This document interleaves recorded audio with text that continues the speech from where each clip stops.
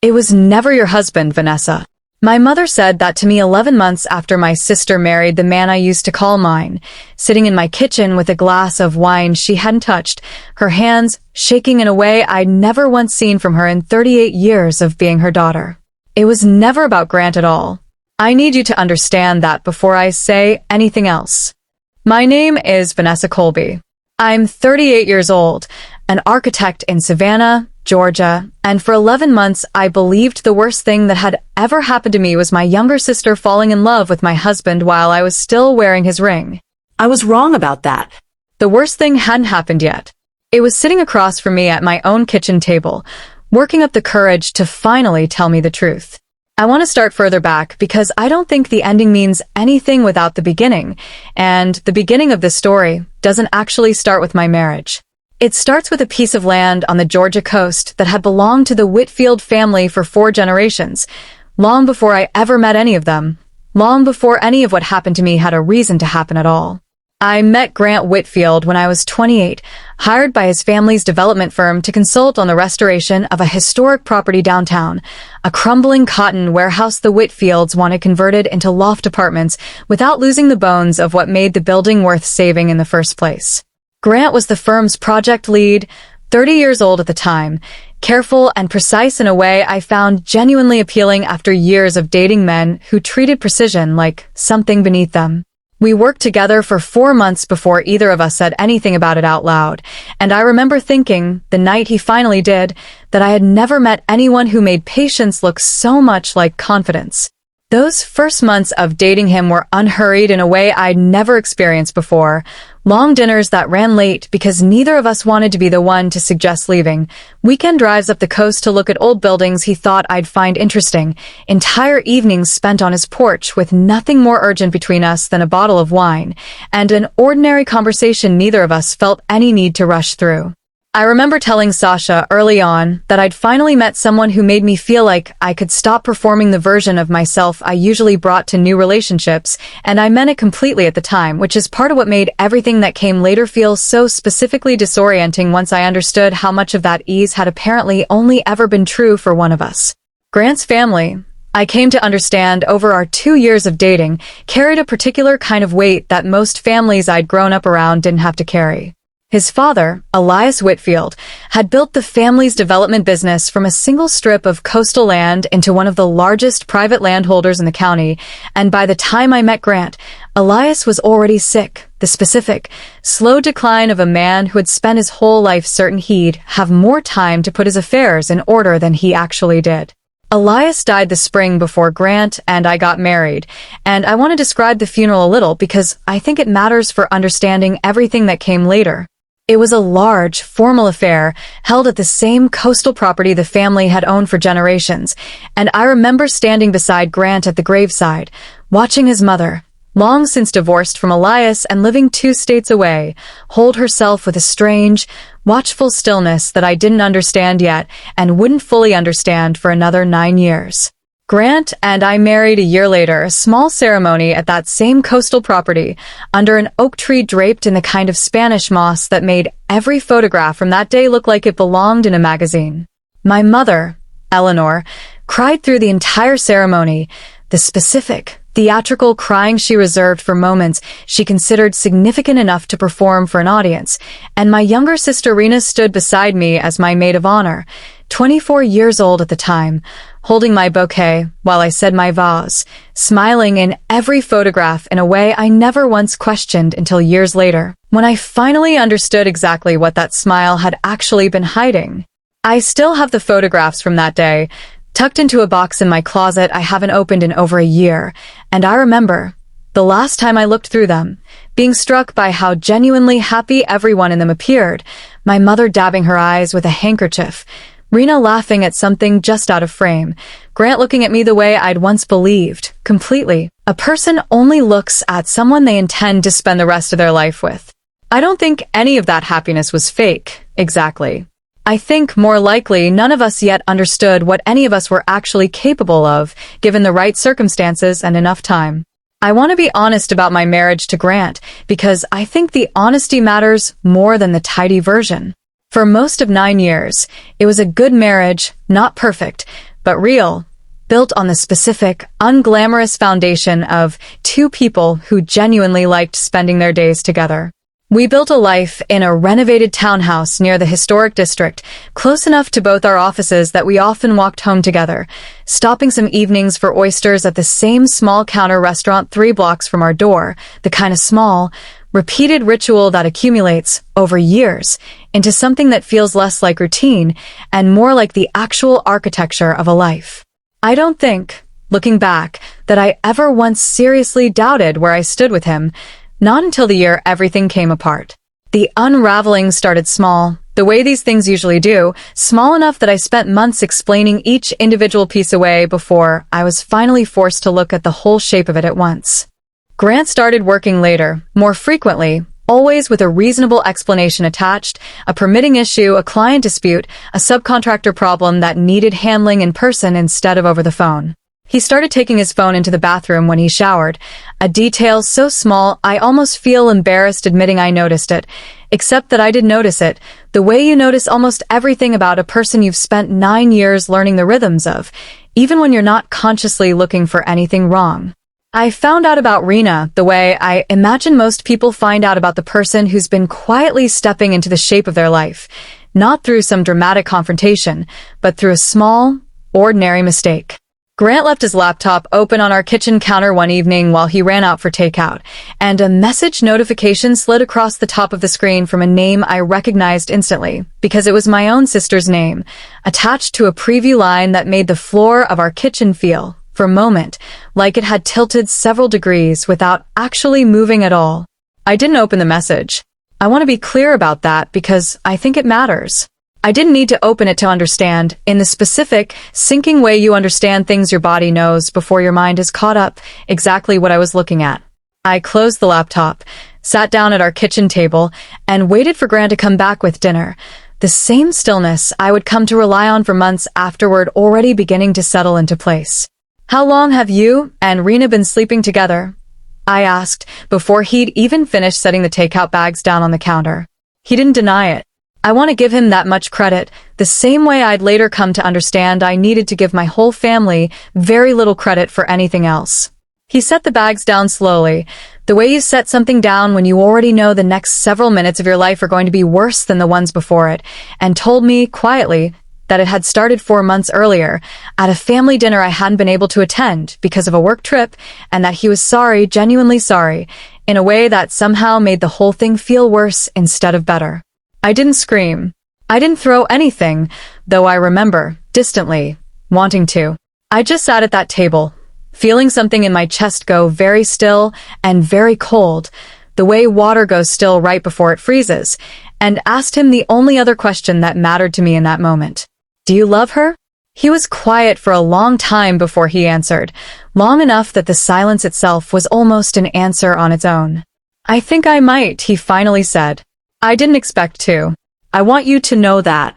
I never planned for any of this to happen." "Nobody ever plans for the thing that happens to be convenient," I said, and I remember being surprised, even as I said it, by how calm my own voice sounded, how little of what I was actually feeling had managed to make its way into the words themselves. I want to explain why I decided, that same night, not to fight for the marriage, because I think it's the part of this story people find hardest to understand.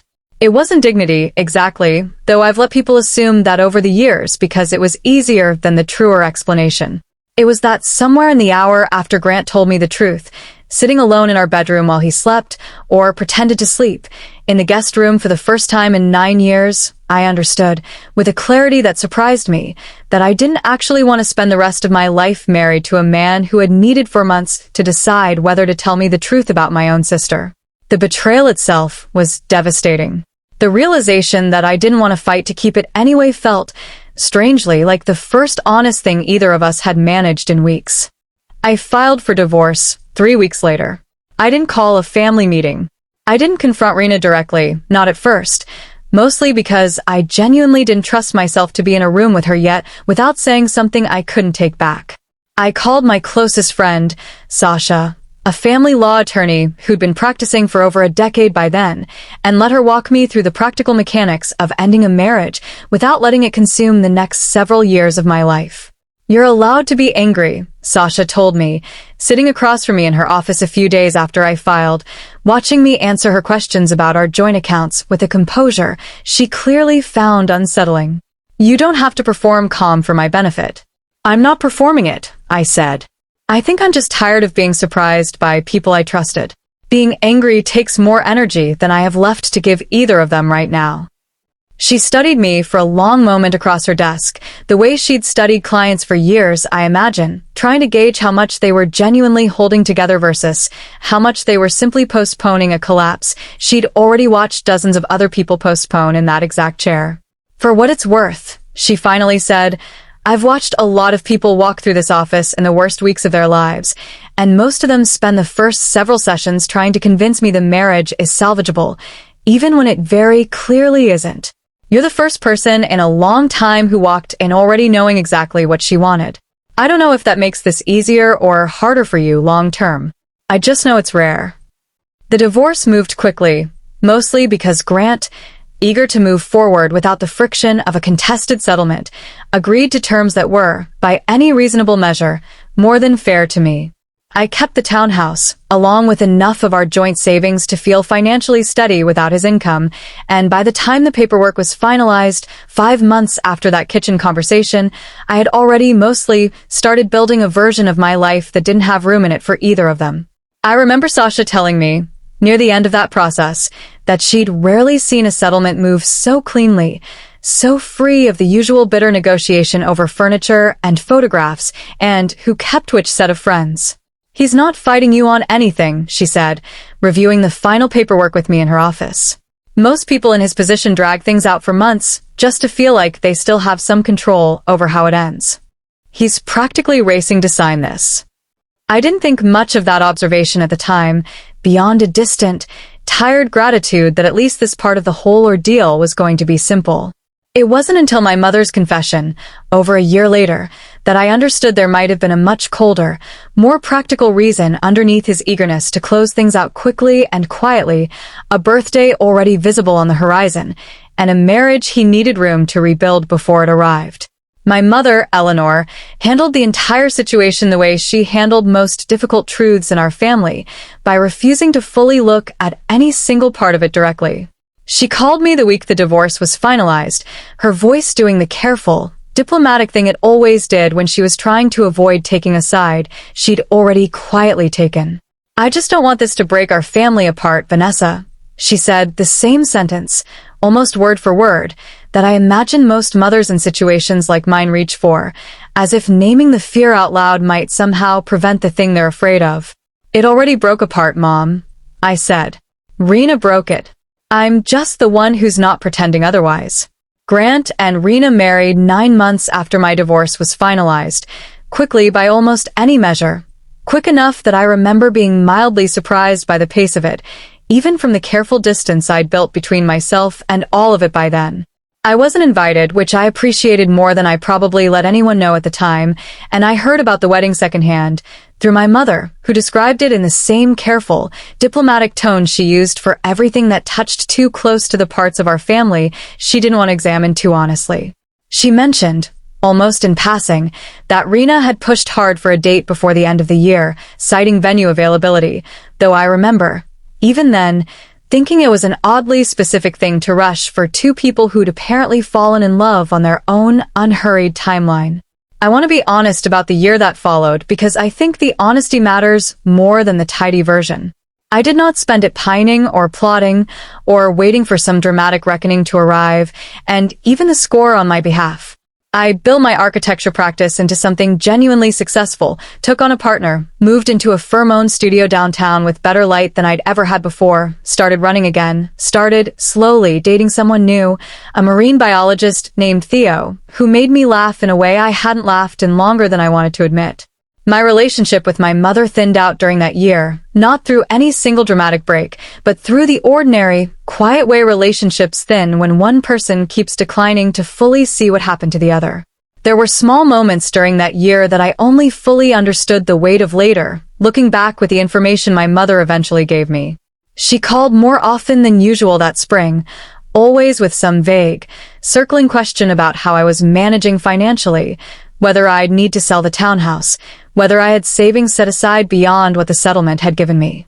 At the time, I read those calls as ordinary maternal worry, the specific, slightly overbearing concern she'd always shown about money, going back to my childhood, back to the years after my father left, and she'd had to rebuild our family's finances, mostly on her own. I didn't understand, not until much later, that she'd been quietly gauging, that whole spring, exactly how much I had left to lose, and how much of a claim I might still feel entitled to make on a fortune she already understood I no longer had any legal path toward. 11 months after the wedding, my mother called and asked if she could come by. I almost said no, mostly out of the specific, low-grade exhaustion I still felt whenever her name appeared on my phone, but something in her voice, a thinness I hadn't heard from her before, made me say yes instead. She arrived on a Tuesday evening, sitting at my kitchen table with a glass of wine I poured out of habit more than generosity, and for the first 20 minutes, we talked about nothing, the weather, my new firm partner, a home renovation project 2 streets over that had been driving the whole neighborhood crazy for months. I could tell, watching her, that she was building up to something, the same careful, circling approach she'd used my entire childhood whenever she needed to tell me something she suspected I wouldn't want to hear. I remember noticing, that evening, how much older she looked than she had at my wedding 9 years earlier, the specific, accumulated weariness of a woman who has spent a long time carrying something heavier than she's let anyone see. "It was never your husband, Vanessa," she finally said, setting the wine glass down without having taken more than one sip from it. "It was never about Grant at all. I need you to understand that before I say anything else." I want to describe exactly how that sentence landed, because I think it matters more than almost anything else in this story. I didn't understand it, not at first. I sat across from my mother in my own kitchen, the same kitchen where I'd once closed a laptop and asked my husband how long he'd been sleeping with my sister, and felt something cold and unfamiliar settle into the space where confusion usually lives. "What are you talking about?" I said. She was quiet for a long moment, turning the stem of her wine glass slowly between 2 fingers, the way she did when she was trying to find the version of a hard truth she could survive saying out loud. "Elias set up a trust before he died," she finally said. "A land trust tied to the coastal property, worth more than either of us ever fully understood at the time. Grant's father never trusted Grant's judgment completely, not with money, and he built a clause into the trust that I don't think Grant even fully understood himself until it was already too late to matter." "What kind of clause?" I asked, though some part of me, some cold, clear part one didn't recognize yet, had already started to understand where this was going before she said another word. "The trust vests fully, completely, to whoever is legally married to Grant on his 40th birthday," she said. "Not to Grant himself outright. To his spouse. Elias's lawyer explained it to me once, years ago, back when your father and I were still handling some legal matters together with the Whitfields over a shared property line. Elias didn't trust Grant to manage that kind of money alone. He wanted a second set of hands on it, someone steadier, and he built the whole structure around whoever Grant happened to be married to when the birthday arrived." I sat with that information for a long moment, feeling the shape of something enormous and cold beginning to take form in my chest. "Mom," I said slowly, "Grant's 40th birthday is in 3 weeks. "I know," she said, and her voice, for the first time in the entire conversation, actually cracked. "I've known for over a year, Vanessa. I found out from Elias's old attorney, completely by accident, at a fundraiser 18 months ago, back when you and Grant were still married. And God help me, once I understood what that clause meant, once I understood what kind of money we were actually talking about, I couldn't stop thinking about it. I couldn't stop thinking about the house and the debt I never told either of you girls about, the loans I took out after your father left, the ones I've been quietly falling behind on for 3 years now, and I thought if it wasn't going to be you who benefited from that money, because God knows you were already successful enough on your own, then maybe it could be Rena instead. Maybe it could help all of us." I want to describe the specific way she said that last part because I think it matters. There was no defiance in it, none of the composed, self-justifying tone I'd braced myself for walking into this conversation. She said it the way you say something you've rehearsed apologizing for 100 times in your own head and never once had the courage to actually voice out loud, quiet, almost pleading, like she needed me to understand the desperation underneath the choice even while admitting the choice itself had been indefensible. How much debt? I asked, because some small, still functioning part of me needed a concrete number to hold onto while the rest of the conversation rearranged everything I thought I understood about my own family. A little over 200,000, she said, not meeting my eyes. Between the house and what I borrowed trying to keep your father's old business afloat after he left.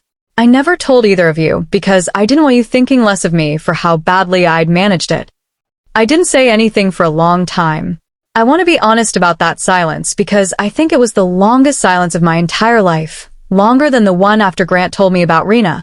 Longer than the one in the divorce attorney's office when Sasha asked me, gently, whether I was certain I wanted to move this quickly. You're telling me, I finally said, my voice coming out flatter and more distant than I expected it to, that you found out my husband's family had set up a trust worth God knows how much money, tied to whoever he was married to on a specific date, and instead of telling me, your own daughter, you decided to encourage my sister to seduce him away from me instead, so the money would end up somewhere you could still access it. I didn't encourage anything directly, she said, and I watched her search for the distinction, the same careful, self-protective distinction I imagined she'd been rehearsing in her head for 18 months. I just mentioned it to Rena once, in passing, that Grant's family had more money tied up in that coastal property than most people realized. I never told her about the specific clause. I don't think I even needed to, honestly. Once she understood there was real money attached to that family, she didn't need much more encouragement than that. I stood up from the table, needing, suddenly, to put physical distance between myself and the version of my mother sitting there, the version who had apparently spent 18 months watching me lose a marriage without once telling me the actual reason underneath it, because the reason underneath it was inconvenient to her own quiet, desperate arithmetic. Does Rena know? I asked. Does she know the actual reason you pushed her toward him? I don't think she's ever thought of it as being pushed, my mother said carefully. I think, by now, she genuinely believes she fell in love with him on her own terms. I want to describe the 3 days that followed, because I think they matter more than the conversation itself. I didn't call Rena. I didn't call Grant. I sat with what my mother had told me, alone, in my own apartment, feeling the entire shape of the previous 2 years rearrange itself into something colder and more calculated than the version of events I'd been carrying around, quietly, believing it was simply the ordinary, painful story of a sister who fell for the wrong person at the wrong time. I called Sasha on the 4th day, not for legal advice this time, but because she was the only person I trusted enough to help me figure out whether what my mother had told me was even true. I want you to understand what you're actually asking me to do, Sasha said, once I'd explained the whole conversation, sitting across from her in the same office where we'd once handled my divorce paperwork. You're asking me to pull records on a private family trust that has nothing legally to do with you anymore, since your divorce from Grant is already finalized. I can look into it, discreetly, through a colleague who specializes in estate law, but I want you to think carefully about what you actually want to do with the information once we have it. I don't know yet, I admitted. I just need to know if it's true. It took Sasha's colleague, an estate attorney named Monica Reyes, just under 2 weeks to confirm what my mother had told me, working from public probate filings and a careful, professional set of questions to a contact at the firm that had originally drafted Elias Whitfield's estate documents.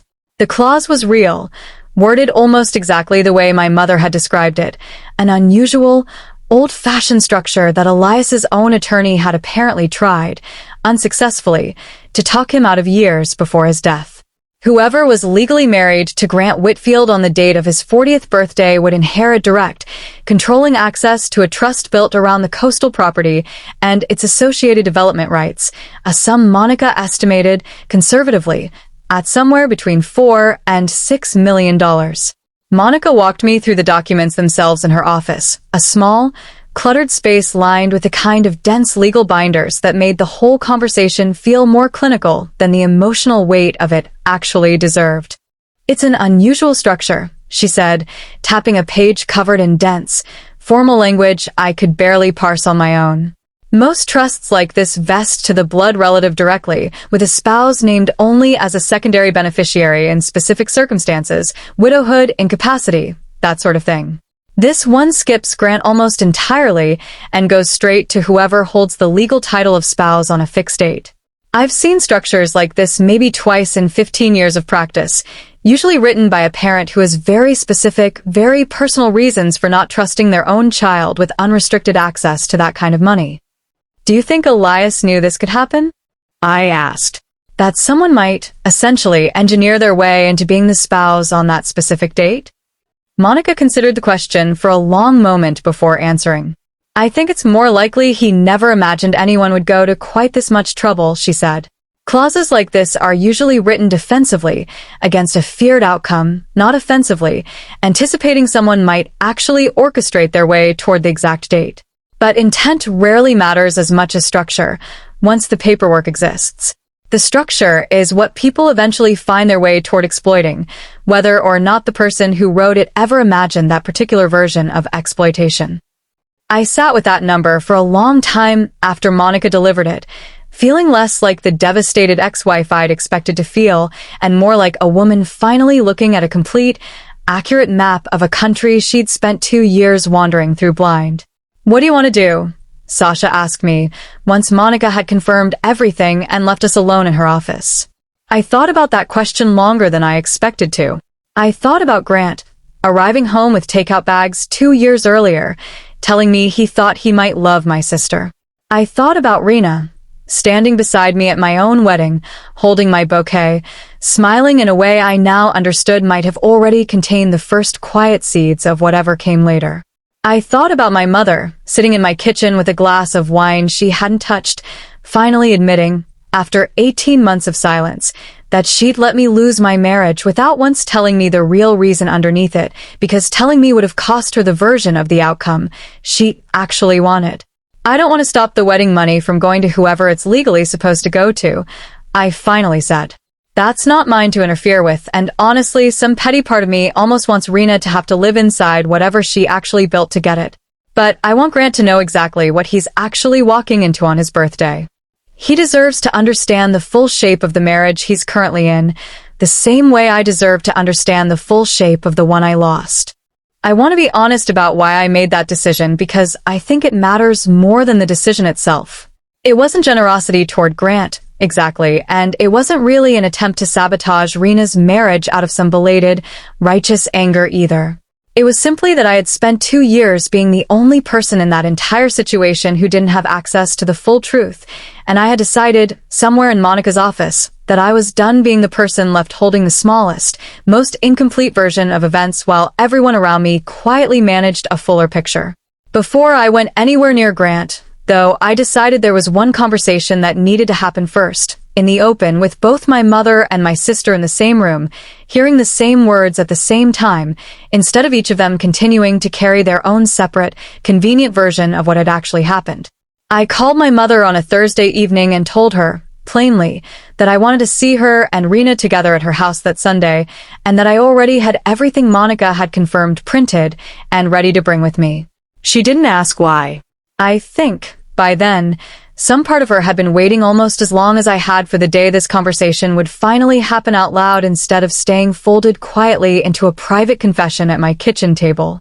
Rena hadn't seen me in almost 2 years, not since the week I found out about her and Grant, and I watched her face when she opened my mother's front door and realized who was standing on the porch beside me, the specific, uneasy surprise of someone who has spent a long time hoping a reckoning might simply forget to arrive.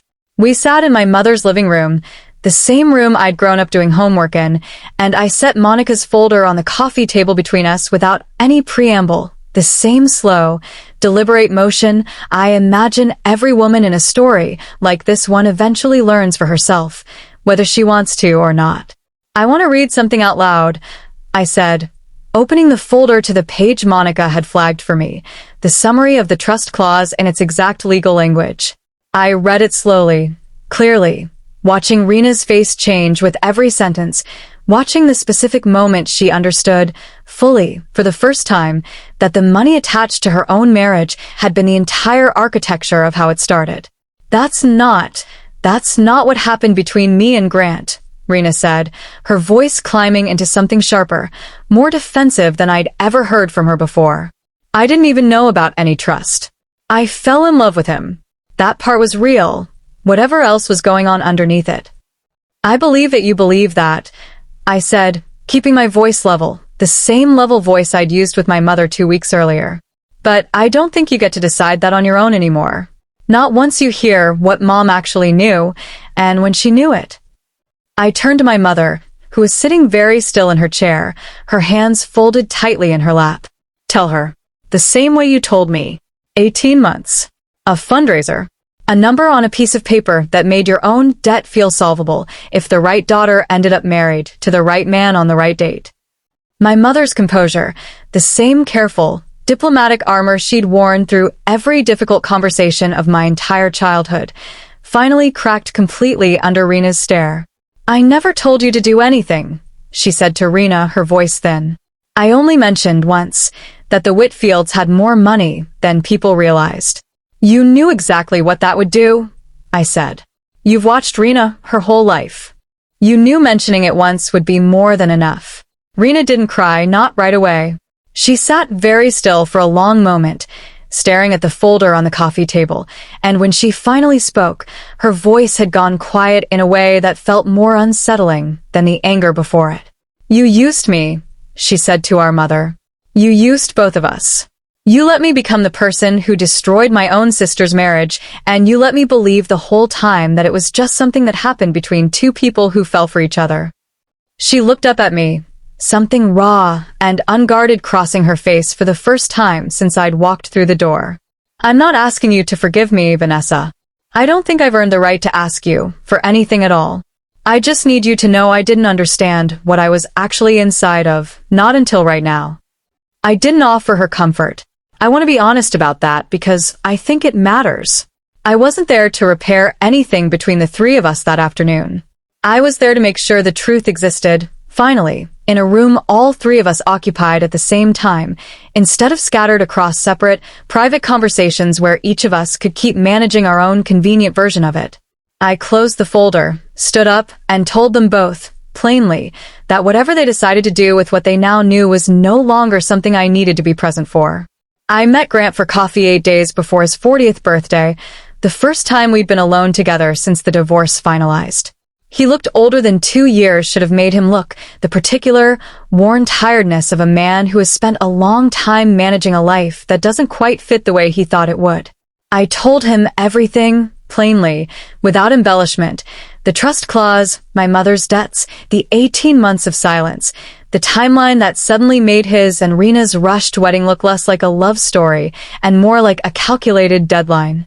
He listened without interrupting, the same quiet, careful listening I remembered from the earliest months of our own relationship, back when I used to find it so reassuring, back before I understood how much that same stillness could also conceal.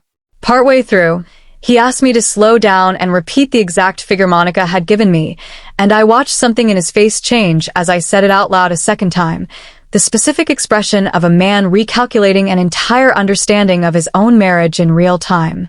I remember when Rena and I started getting serious, he said quietly once I'd finished. It felt fast, even to me, at the time.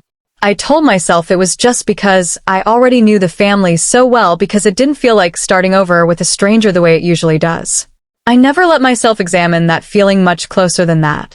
He was quiet for a long time after I finished, turning his coffee cup slowly on the table between us, the same gesture, I realized, watching him, that my mother had made with her wine glass 8 days earlier, the specific stillness of someone trying to find the version of a hard truth they could survive absorbing. I didn't know about the clause until 3 months ago, he finally said.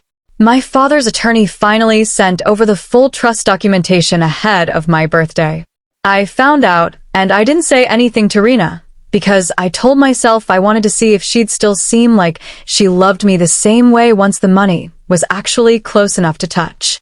He looked up at me, something genuinely raw in his expression that I hadn't seen from him since the night he told me the truth about Rena in our old kitchen. I don't know what to do with what you just told me, Vanessa. I don't know if I'm angrier at your mother, or at myself for not asking more questions 2 years ago when all of this started? I can't answer that for you, I said.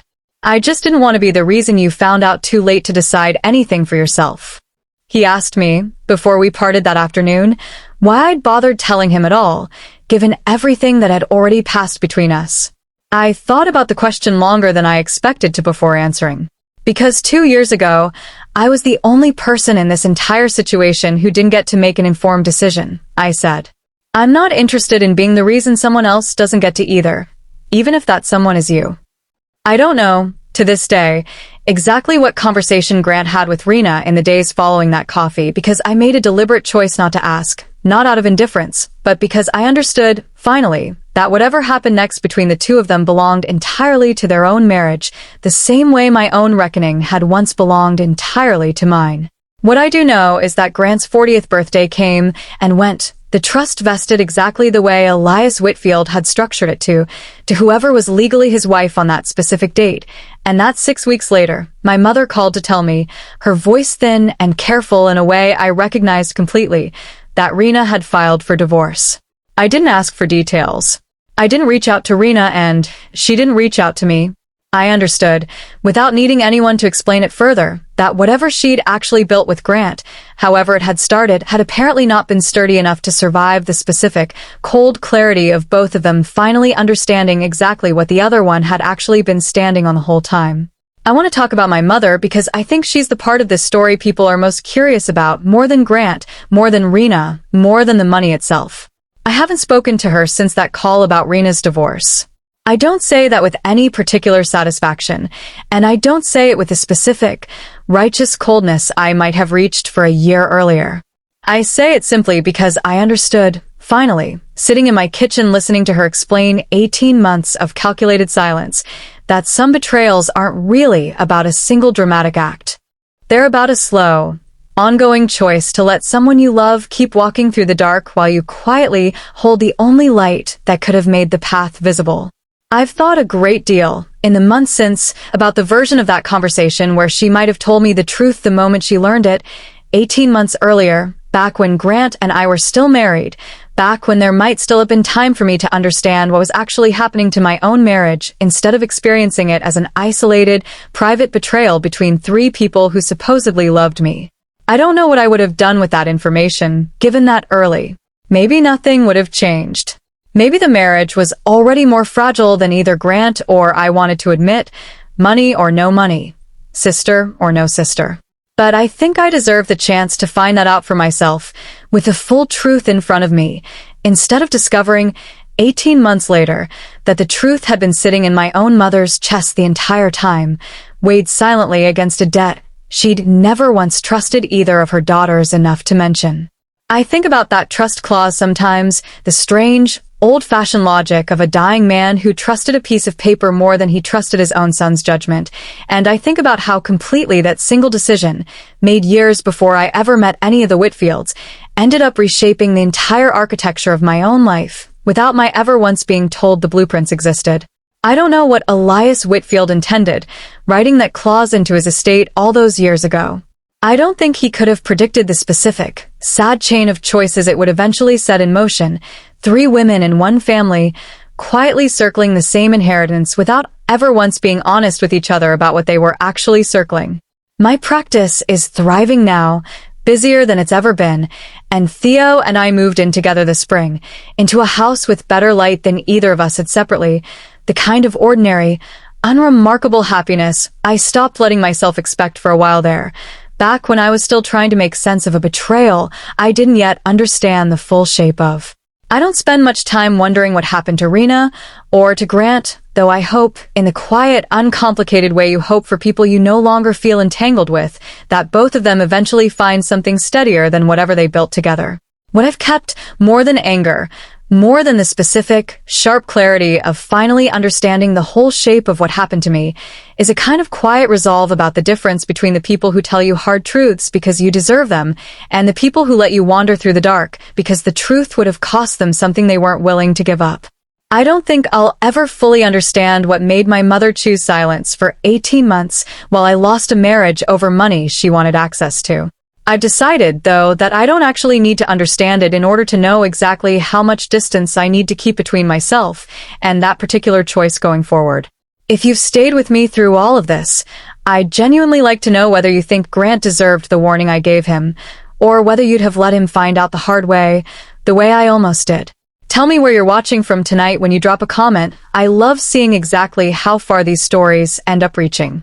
And if this one held your attention all the way to the end, go ahead and stay subscribed, because there's no shortage of stories like this one still waiting their turn.